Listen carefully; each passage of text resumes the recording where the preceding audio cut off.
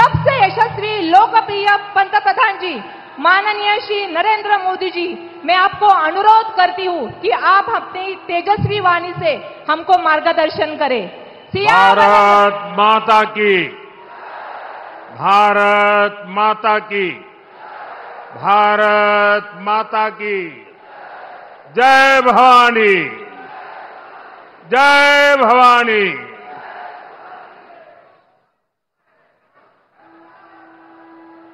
प्रभू श्री रामच्या पदस्पर्शाने पवित्र नाशिक नगरीला माझा नमस्कार। मैं भगवान त्र्यंबकेश्वर और माता रेणुका को श्रद्धापूर्वक नमन करता हूं। आज महाराष्ट्र विधानसभा चुनाव प्रचार के पहले दिन मुझे नासिक की पुण्य भूमि पर आने का सौभाग्य मिला है। जब अयोध्या में राम मंदिर की 500 साल की प्रतीक्षा पूरी हुई,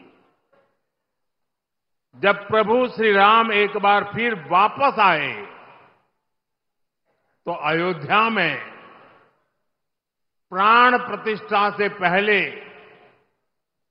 11 दिनों के मेरे व्रत अनुष्ठान की शुरुआत भी यहीं नासिक से शुरू हुई थी।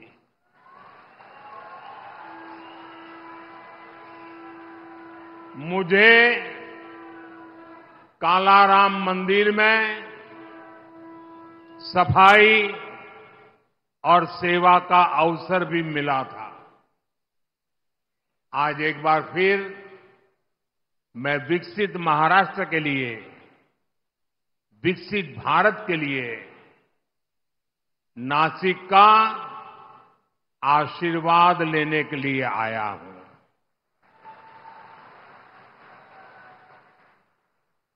मैं देख रहा हूं नासिक में जनता जनार्दन का ये विशाल जनसमूह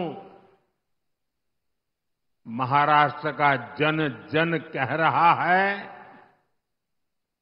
भाजपा महायुती आहे तर गती आहे, महाराष्ट्राची प्रगती आहे। साथियों, आज महाराष्ट्र के प्रख्यात साहित्यकार और कला जगत के मजबूत स्तंभ रहे पूल देशपांडे जी की जन्म जयंती है। मैं उनका पुण्य स्मरण करता हूं, उन्हें अपनी श्रद्धांजलि अर्पित करता हूं। साथियों, आज हमारा महाराष्ट्र विकास कर रहा है। हमारा देश नए रिकॉर्ड बना रहा है, क्योंकि आज देश में गरीबों की चिंता करने वाली सरकार है।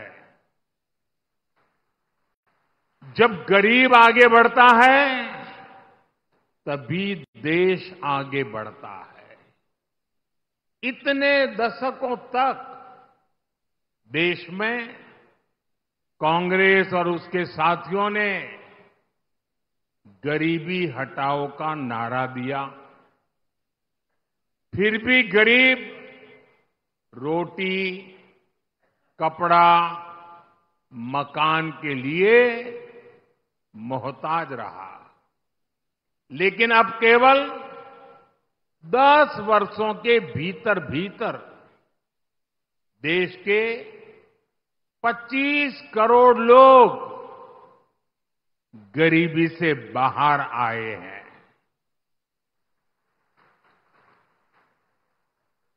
ये कैसे हुआ? ये इसलिए हुआ क्योंकि मोदी की नीयत सही है, मोदी गरीब का सेवक बनकर काम करता है, आपका सेवक बनकर काम करता है। ये इसलिए हुआ क्योंकि गरीब के खिलाफ ये लड़ाई केवल मोदी ने नहीं, देश के गरीब ने भी लड़ी, आप सबने लड़ी। आज महाराष्ट्र में 50 लाख से ज्यादा महिलाओं को उज्ज्वला योजना के तहत मुफ्त गैस कनेक्शन दिए गए हैं। जल जीवन मिशन के तहत राज्य के 1.25 करोड़ से ज्यादा घरों में नल से जल ये सुविधा मिलने लगी है। आज महाराष्ट्र के लगभग 7 करोड़ जरूरतमंदों को हर महीने मुफ्त राशन मिल रहा है। राज्य के 26 लाख से ज्यादा गरीबों को पीएम आवास योजना का लाभ मिला है, उन्हें पक्के मकान दिए गए हैं। गरीबों के लिए ऐसे काम लगातार होते रहें, इसके लिए महाराष्ट्र में महायुति सरकार फिर से बननी जरूरी है। साथियों, डबल इंजन सरकार में विकास की गति डबल होती है, साथ ही योजनाओं का लाभ भी डबल हो जाता है।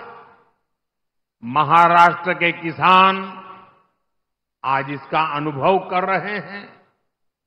यहां किसानों को एक और पीएम किसान सम्मान निधि का लाभ मिल रहा है, साथ ही नमो शेतकरी महासम्मान निधि ये भी मिल रही है।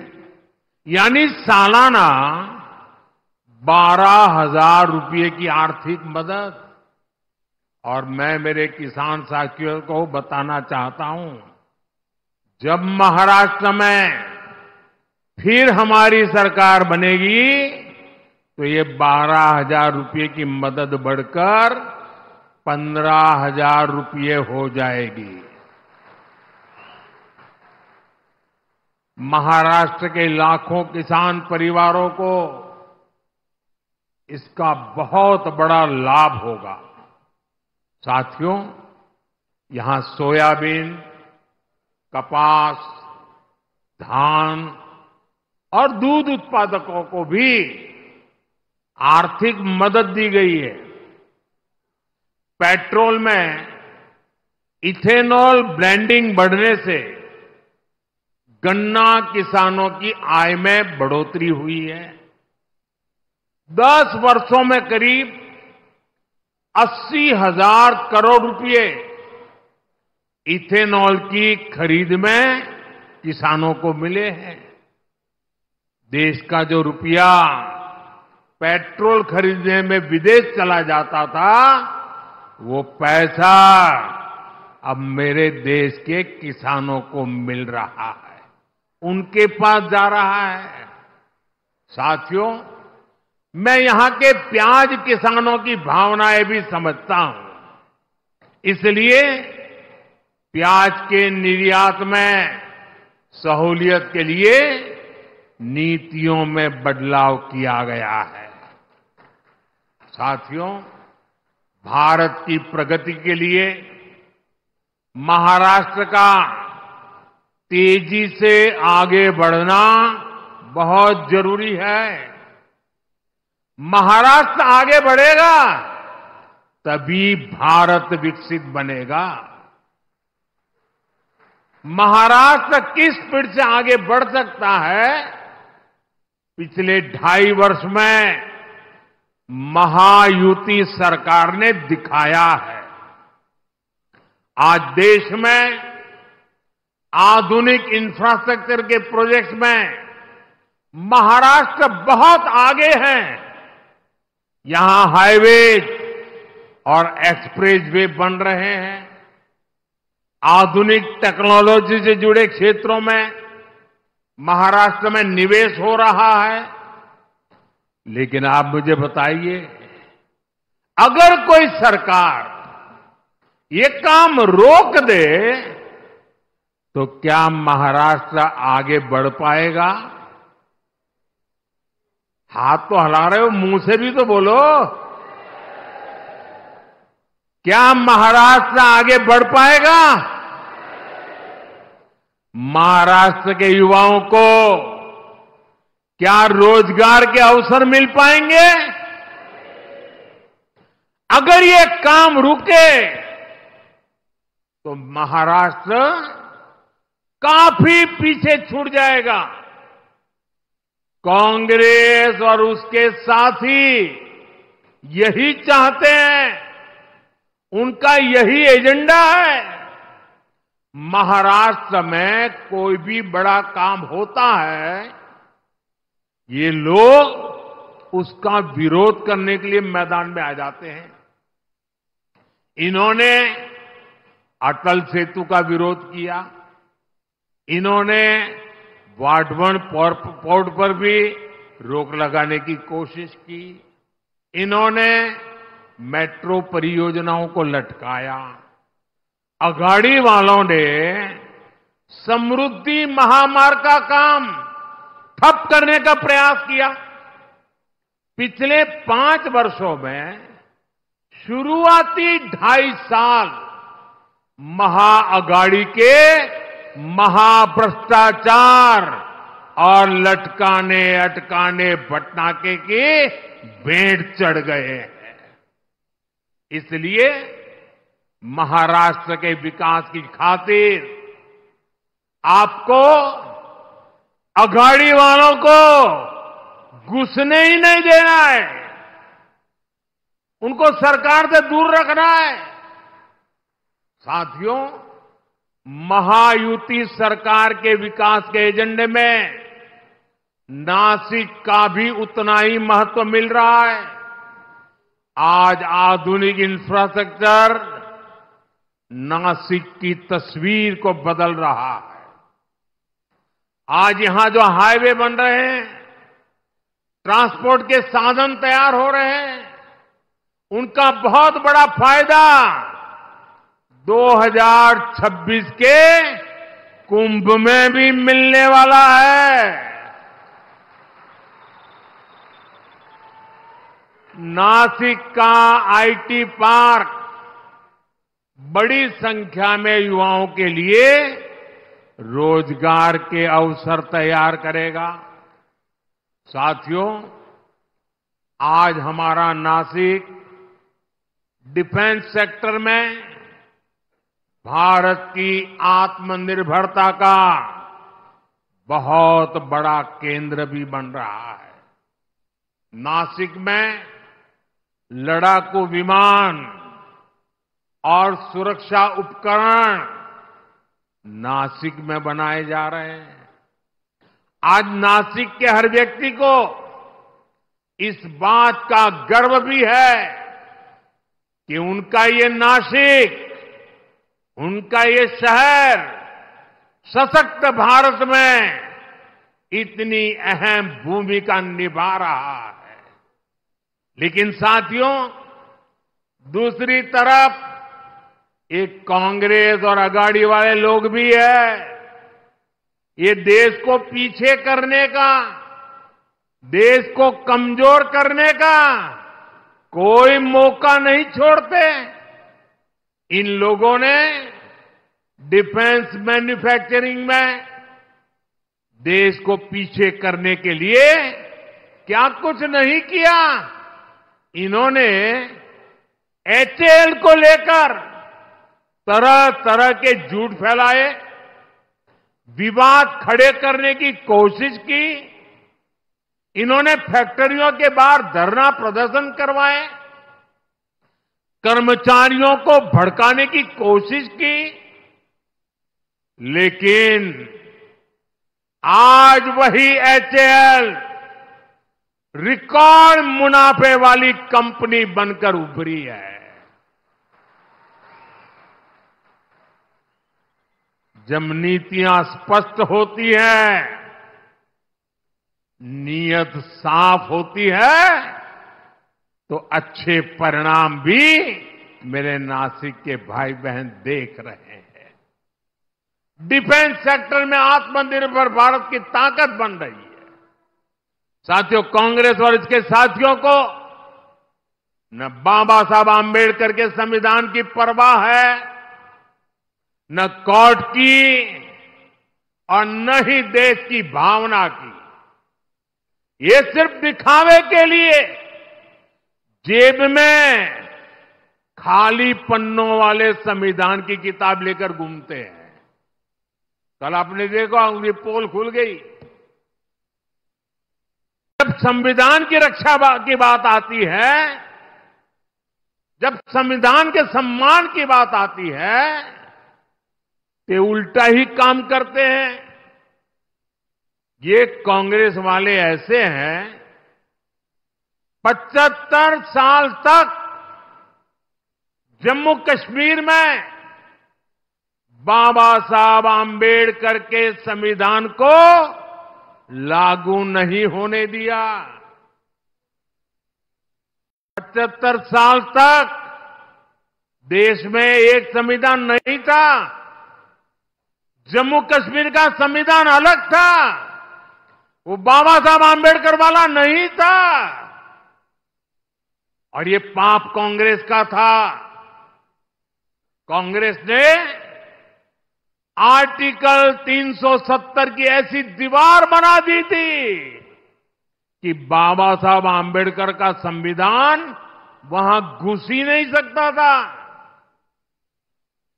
भाजपा एनडीए ने आर्टिकल 370 को हटाया और एक देश, एक संविधान लागू किया। और मेरी बाबा साहब आंबेडकर को सबसे बड़ी श्रद्धांजलि है।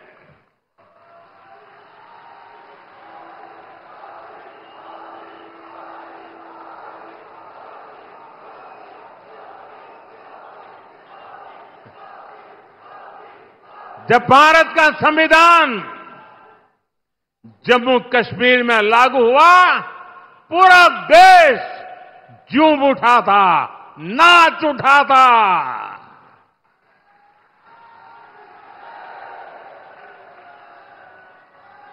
मैं जरा मेरे नासिक के लोगों को पूछना चाहता हूं। नासिक के लोग बताइए, क्या आर्टिकल 370 हटने से आपको खुशी हुई कि नहीं हुई? जरा जोर से बताइए, खुशी हुई कि नहीं हुई? ये कांग्रेस वालों के कान फट जाए ऐसे बोलिए, खुशी हुई कि नहीं हुई? आपको खुशी हुई, लेकिन कांग्रेस और उसके साथियों के पेट में चूहे दौड़ने लग गए। उनको दर्द हो गया। आपने टीवी पे देखा होगा, 2-3 दिन पहले जम्मू कश्मीर की विधानसभा में कांग्रेस और इसके साथियों ने 370 फिर से लागू करने के लिए हंगामा किया। ये लोग फिर चाहते हैं कि जम्मू कश्मीर से बाबा साहब आंबेडकर का संविधान फिर से जम्मू कश्मीर से निकाल दिया जाए, हटा दिया जाए। ये लोग फिर चाहते हैं कि वहां दलितों को, वाल्मीकि समाज को जो आरक्षण 75 साल बाद मिला है, उसे छीन लिया जाए। संविधान के विरुद्ध, दलितों, पिछड़ों, आदिवासियों के विरुद्ध इसी साजिश में जितनी गुनहगार कांग्रेस है, उतने ही अगाड़ी के उनके बाकी साथी दल भी है। साथियों, चुनाव के समय पार्टियां अपने कामकाज का हिसाब देकर जनता के बीच जाती है। बीजेपी और महायुति भी लगातार अपने काम का हिसाब दे रही है, लेकिन बीजेपी का मुकाबला करने के लिए कांग्रेस के पास एक ही तरीका है। कांग्रेस उसके साथियों की झूठ की दुकान, यही दुकान इन दिनों कांग्रेस और उसके चेलों ने महाराष्ट्र में लगाई है। कांग्रेस ने कर्नाटका, तेलंगाना और हिमाचल में भी यही झूठ की दुकान सजाई थी, और वहां क्या हाल हुआ?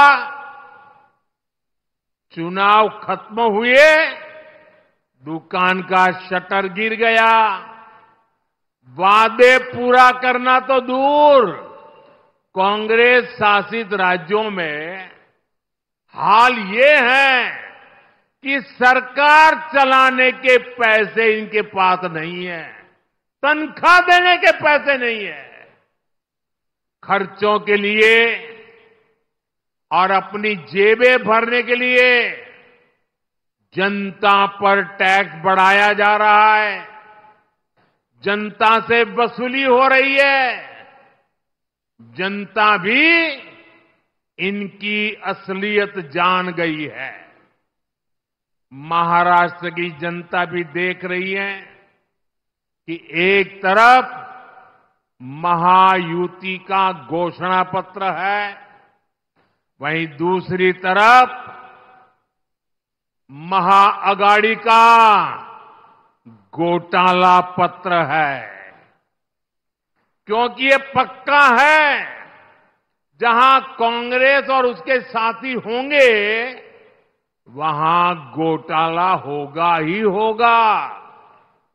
ये लोग ऐसी योजनाओं की घोषणा करते हैं जिसमें से ज्यादा भ्रष्टाचार हो सके। आप महाराष्ट्र में इन लोगों को ये सारा पाप फिर से करने देंगे क्या? करने देंगे क्या? ये धोखेबाजी महाराष्ट्र की जनता के बीच चलेगी क्या? साथियों, पूरे देश ने कांग्रेस की हरकतों के कारण उसे पूरी तरह से खारिज कर दिया है। कांग्रेस अब ऑल इंडिया कांग्रेस नहीं बची। कांग्रेस अब परजीवी कांग्रेस बन चुकी है। ये कांग्रेस पार्टी अब केवल बैसाखियों पर ही जिंदा है। महाराष्ट्र हो, उत्तर प्रदेश हो, बिहार हो, झारखंड हो, ज्यादातर राज्यों में कांग्रेस दूसरी पार्टियों के सहारे ही चुनाव लड़ने की हालत में है। वो अपने पैरों पर खड़ी नहीं रह सकती। इसलिए साथियों, कांग्रेस ने राजनीति में खुद को बचाने के लिए अपना सबसे बड़ा हथियार चला है। ये हथियार है एससी, एसटी, ओबीसी समाज की एकता तोड़ो। एकता तोड़ो और राज छीनो। कांग्रेस के लोग जनजातीय समूह, शेड्यूल ट्राइब, हमारे आदिवासी, एसटी को बांटना चाहते हैं। कांग्रेस के लोग हमारे दलित भाई बहन एससी को बांटना चाहते हैं। कांग्रेस के लोग ओबीसी को बांटना चाहते हैं। साथियों, कांग्रेस के रहते ओबीसी कभी इतना एकजुट नहीं हो पाया। ओबीसी को आरक्षण भी तभी मिला जब कांग्रेस सरकार हटी। नेहरू जी के समय में कांग्रेस ने ओबीसी को अलग अलग जातियों में बांट करके रखा। फिर इंदिरा गांधी जी का भी वही रवैया था। बाद में राजीव गांधी जी आए। इन लोगों ने कभी ओबीसी को एकजुट नहीं होने दिया। और 90 के दशक में जैसे ही ओबीसी एकजुट हुआ, ओबीसी एक ताकत बना, ओबीसी अपने हकों के लिए जागरूक बना, ओबीसी देश की भलाई के लिए कुछ करने के लिए आगे आया। और इसका पहला नतीजा क्या आया? जैसे ओबीसी ताकतवर बना भारत में, उसके बाद कांग्रेस की पूर्ण बहुमत वाली सरकार बनना बंद हो गया। उनका शटर गिर गया। और इसलिए कांग्रेस को ऐसा गुस्सा है कि ये ओबीसी ओबीसी ओबीसी आया कि हमारी दुकान बंद होती गई। और इसलिए कांग्रेस चाहती है कि ओबीसी समाज को कमजोर कर दो भाई, उनकी एकजुटता को समाप्त कर दो। कांग्रेस का स्पष्ट मत है कि ओबीसी कमजोर होगा तभी कांग्रेस के लिए सत्ता का रास्ता खुलेगा। इसलिए कांग्रेस ओबीसी को बांटकर उनमें दरारें पैदा करना चाहती है।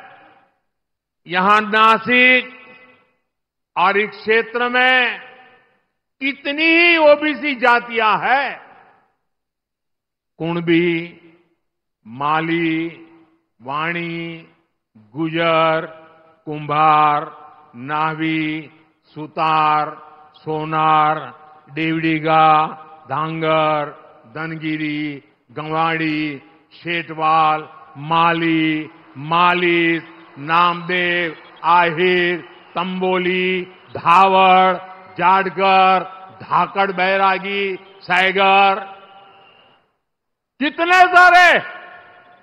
कांग्रेस इन सारी जातियों को आपस में लड़ाना चाहती है। कांग्रेस चाहती है कुणबी ये जाति माली से लड़े, वाणी जाति गुजर से लड़े, कुंभार साथी नावी से लड़े। कांग्रेस चाहती है कि सुतार सोनार से भिड़ जाए। कांग्रेस ओबीसी के तौर पर आपको एकजुट नहीं होना देना चाहती। इसलिए वो चाहती है देवड़ीगा धांगर से लड़े, धनगरी गवांडी से टकराए, नामदेव आहिर से उलझे। कांग्रेस का इरादा है तंबोली दावड़ से झगड़ा करे, जाटगर सैगर से लड़ाई करे। आपकी एकजुटता को तबाह करने के लिए कांग्रेस मैदान में उतरी है। आपकी एकता से, आपकी मजबूती से कांग्रेस को सबसे ज्यादा तकलीफ है।